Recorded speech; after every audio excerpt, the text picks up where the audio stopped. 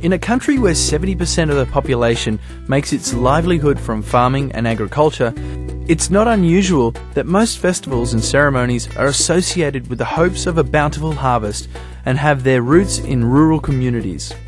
The principal objectives of agricultural productivity and abundance are reflected in many of Thailand's royal and folk traditions. The Yasathon Bun Bangfa Rocket Festival is an obvious example. Held in the Isan province of Yasathon, over 3 days this annual ritual is dedicated to ensure that the seasonal rains fall at the appropriate time in the planting cycle. In the process, Buddhist merit-making traditions are also observed and reinforced.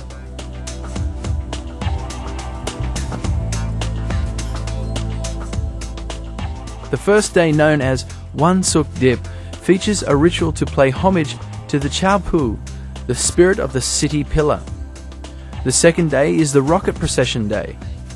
Each is escorted by a colourful dance troupe. The rockets are finally launched on the third day, in which various rockets and beauty contests are held. It is also a day for the orientation of novices, with festive celebrations following merit-making rituals. Initially, to foretell the next season rains, a single rocket is launched. It is believed that the higher it goes, the better the rains. Then the competition begins in earnest, the rule being the rocket that attains the greatest height wins the game and the year-long bragging rights for the lucky winner.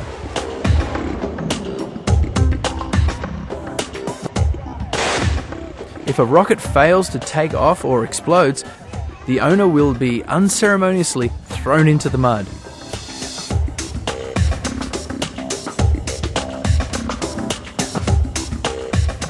Traditional highlights of the annual Bangfai celebrations include a procession of old-style rockets mounted on traditional carts, a beauty pageant, cheerleader contests, and a traditional Palang Isan-style set dinner. Dance, music, song and revelry are all integral elements of the processions, as the parade of beautifully decorated rockets wind their way through the village on their way to the temple, offering an opportunity for the residents and visitors to admire the impressive works of art. To experience true Thai art, one must experience the Ubon Ratchathani Candle Festival. As the seasonal monsoon rains descend over the kingdom, it marks the beginning of the Buddhist rain retreat and the Buddhist Lent or Pansa, during which all Buddhist monks retreat to the temples. This is also an auspicious time for Buddhist ordinations, as it marks a period of spiritual renewal. Buddhist traditions and beliefs are central forces that shape the local way of life. Various festivals of religious origin have been observed for generations and have evolved into full-scale festivals featured in the Buddhist calendar and the kingdom's official calendar of festivals and events. Villagers thus actively engage in merit-making during the Buddhist Lent, visiting temples to make offerings of food and items for daily use. The presentation of items that provide light, such as candles, lanterns, and lamp oil, is deemed to be particularly important, as these facilitate the study of holy scriptures and meditation by providing illumination to the monks, physically and spiritually. The Candle Festival of Ubon Ratchathani Province is one such yearly event and features a procession of ornately carved traditional beeswax candles of various shapes and sizes. During the festival, special displays, demonstrations and cultural presentations offer insight into local traditions, beliefs and a way of life.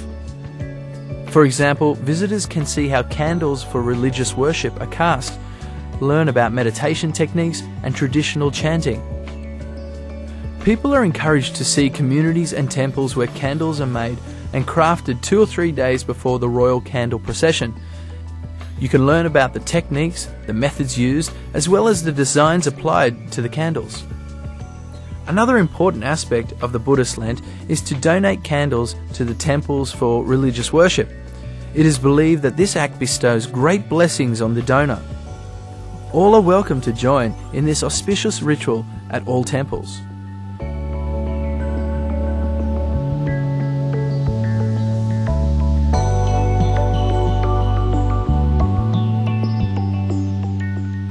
Be afraid, be very afraid, because now it's time for the Pitakon Ghost Festival. Ghosts and ghost stories play a significant role in Thailand society that stems from the indigenous animist culture and the influence of the Chinese ancestor worship. The ever-adaptable Thais have indeed incorporated such beliefs into their everyday life and dominate religion Buddhism. The Pitakon Festival is part of the merit-making activities during June and July in Loi Province, especially Den Sai District, on the border with Laos. Celebrating the last great incarnation of Lord Buddha, it is usually held over 2 days. It is also believed that Pitakon comes from Laos because of the town Ken Tao near Luang Prabang also has its Pitakon. According to local folklore, when Prince Vesendorn, a generous and charitable person who was thought would become a Buddha someday, gave away a precious white elephant, that created an uproar in the kingdom since white elephants are royal creatures and revered as symbols of rain. Fearing drought and famine would certainly befall them, the subjects turned their fear and anger towards Prince Vesendorn. So much so that the king banished his son. The distraught prince, leaving his kingdom, went on a long journey. The people soon realized the error of their ways and begged the king, who happily recalled his beloved son, to return. When the prince finally arrived, his subjects were so happy they ran forth to welcome him joyously. The welcome became a celebration, and the celebration became so noisy that it awakened the dead. So the dead came to join the party. The festival begins early the first morning when the ghosts appear to tease villagers on their way to Den Sai. The ghosts' procession with dancers and entertainers frolics its way towards the main temple, all the while teasing onlookers. On the second day, the Pitakon reappear to parade a sacred Buddha image around town, while monks recite the story of the Buddha's reincarnation.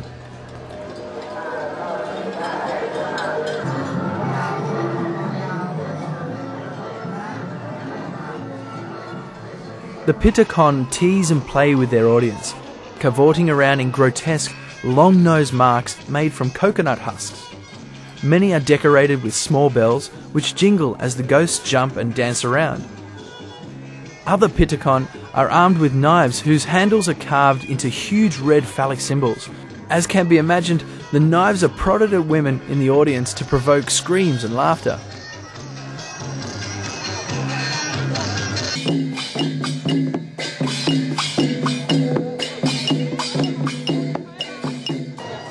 The Pitakon procession is alive with music and songs.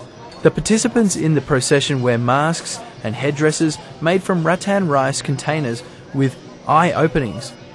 Long noses are attached and sewn together with coconut stems and painted in oil. The ghosts, or Pitakon, wear fanciful clothes with beautiful and comic designs, all covered with blankets painted or drawn with different symbols. Although most of them are dressed to scare people, the occasion is truly fun-filled with performances, dancing and prancing.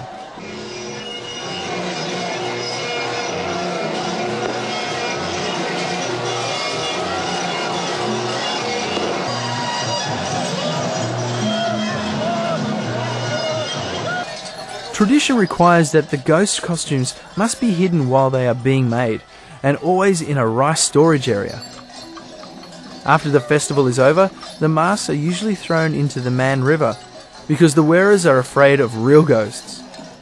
These days, however, the masks can be purchased by tourists who bring them home as souvenirs and wall decorations.